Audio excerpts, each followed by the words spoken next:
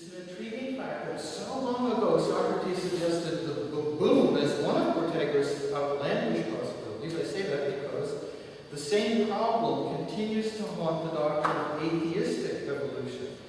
In a letter to William Graham on July 3, 1881, Charles Darwin confessed, and I quote, "The horrid doubt always arises whether the convictions of man's mind, which has been developed from the mind of the lower animals, are of any value or at all trustworthy. Would anyone trust the convictions of a monkey's mind?" End quote.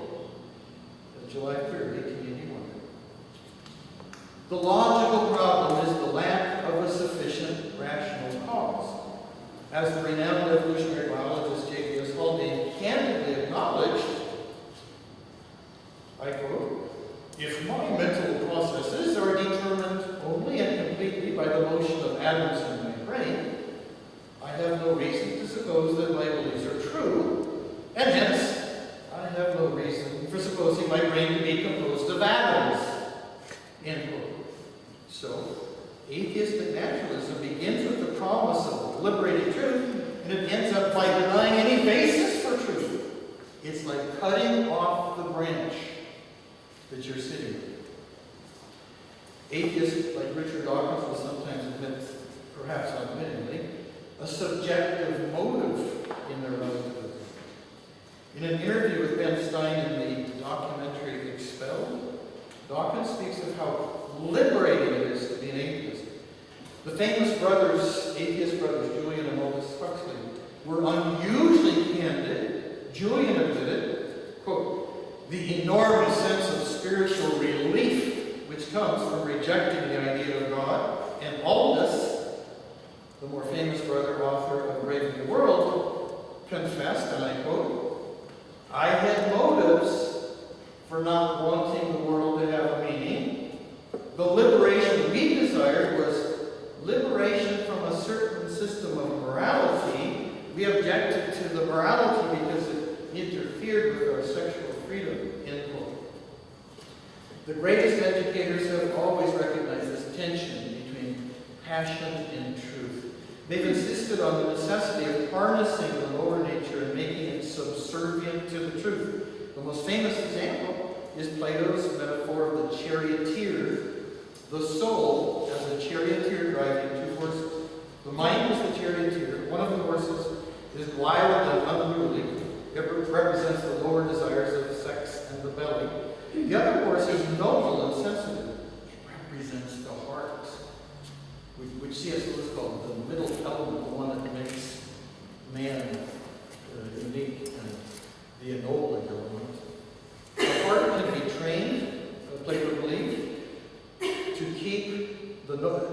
keep the wild horse in check and to serve the higher nature.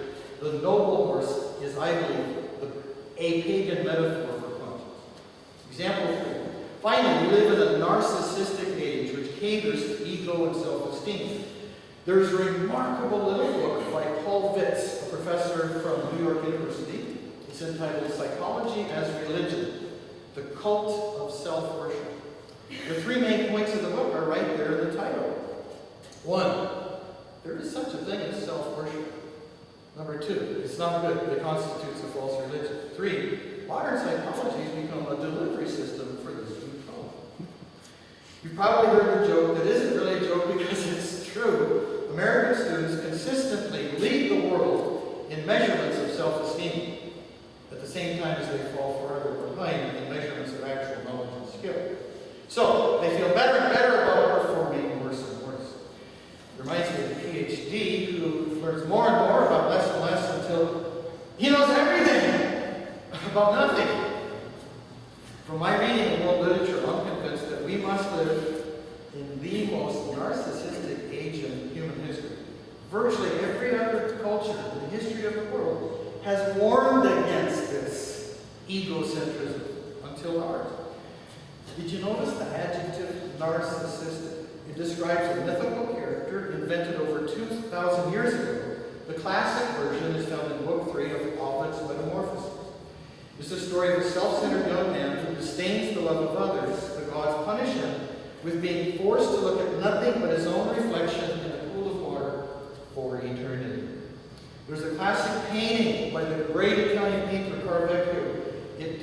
Narcissus, kneeling by the pool to gaze at his own reflection in the water. His body is curved around, and it suggests a circle going nowhere as he looks down, the way the body is kneeling there like that. And Carvecchio pictures the young man already beginning to morph into a plant. Check it out. Carvecchio Narcissus. It's all over the internet. Kirsten, remember I showed you the picture on the whiteboard in class and how it connects with St. Augustine's description of original sin. Cor incurvatus ad se, the heart curved in upon itself. That matches the story of Narcissus, the painting of Carvecchio perfectly.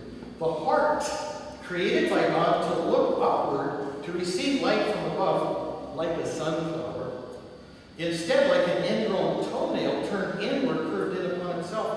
And I add, I believe that is the essence of boredom, going nowhere but down, around and around. The sobering truth today is that our culture and our schools often encourage narcissism. Why? We've lost our frame of reference. In 1944, C.S. Lewis first published a sobering little book called The Abolition of Man. The book was written to warn against an evil idea creeping into the British school system back in 1944, with the idea that goodness and beauty are completely subjective, relative, individualistic, not universal, not objective. Lewis warned that unless this false idea was rejected, it would end up destroying the students who accepted and believed it. He said it would rip out the heart, the conscience of the next generation. The evil idea did not confine itself to England. John Dewey championed the same relativism here in the States. Mortimer Adler was the primary opponent to Dewey. In subsequent decades, other educators echoed the warning.